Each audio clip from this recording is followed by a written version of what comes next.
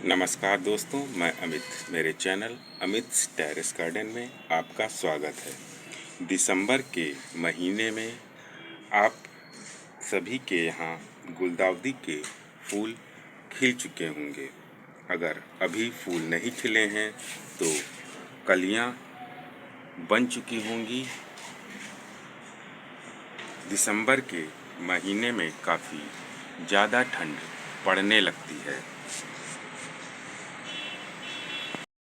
तो इस ठंड के मौसम में हम अपने गुलदाउदी के पौधों को कौन सी खाद दे सकते हैं और उसकी देखभाल कैसे करें जिससे हमारा पौधा स्वस्थ रहे और हमें अपने पौधे पर अधिक से अधिक फूल प्राप्त हो सकें।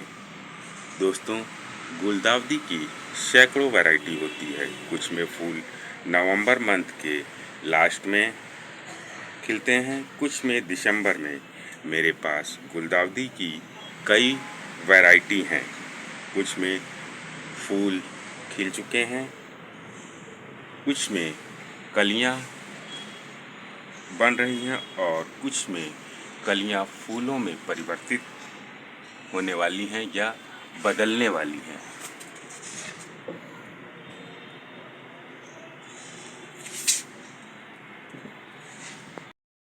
हमारे कई दोस्तों को ये शिकायत होगी कि अभी भी हमारे प्लांट में कलियां नहीं बन रही हैं या फूल अभी नहीं खिल रहे हैं। इसका कारण यह है कि अगर हमने गुलदाउदी के पौधे लेट लगाए हैं तो उसमें कलियां और फ्लावरिंग भी देर से होती है, क्योंकि गुलदाउदी का पौधा लगाने के बाद काफ़ी समय लेता है फ्लावरिंग में। पहले पौधे की ग्रोथ होती है, फिर कलियां बनती हैं।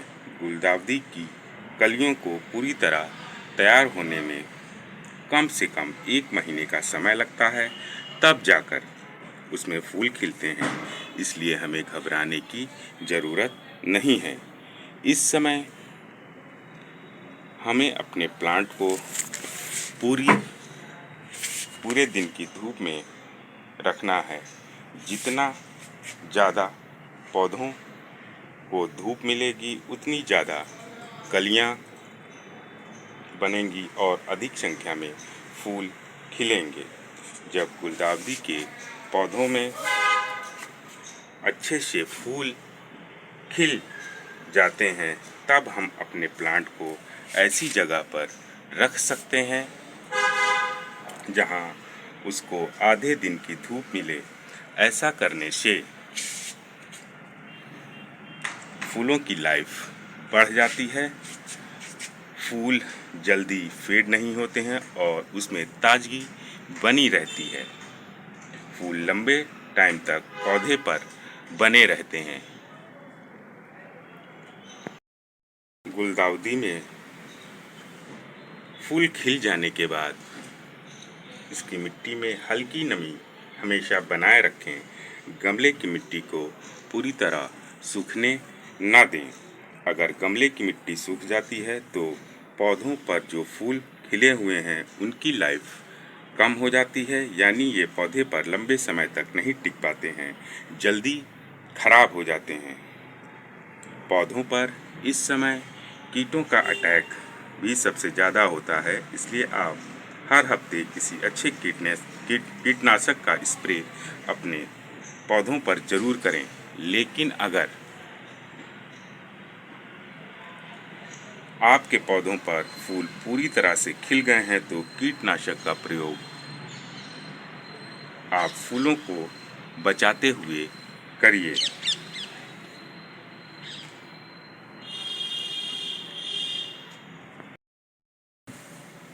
दोस्तों, अब जान लेते हैं कि हमें गुलदाउदी के किन पौधों पर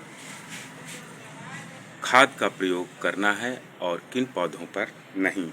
अगर आपके गुलदाउदी के पौधों में फूल पूरी तरह से खिल चुके हैं तो हमें ऐसे गुलदाउदी के पौधों पर खाद का प्रयोग नहीं करना है। लेकिन अगर उसमें अभी कलियां बन रही हैं या कलियां कुछ दिनों में फूलों में परिवर्तित होंगी, तो ऐसे पौधों पर हमें खाद का प्रयोग करना है। अब बात कर लेते हैं कि जिन पौधों में कलियां बन रही हैं या कलियां 8 या 10 दिन में खिल जाएंगी, उन पे हमें कौन सी खाद प्रयोग करनी है। दोस्तों, इस समय हमें केवल 2 खादों का प्रयोग करना है, एक मल्टी माइक्रो न्यूट्रिएंट्स और दूसरा पोटाश। इन दोनों को आपस में मिक्स करके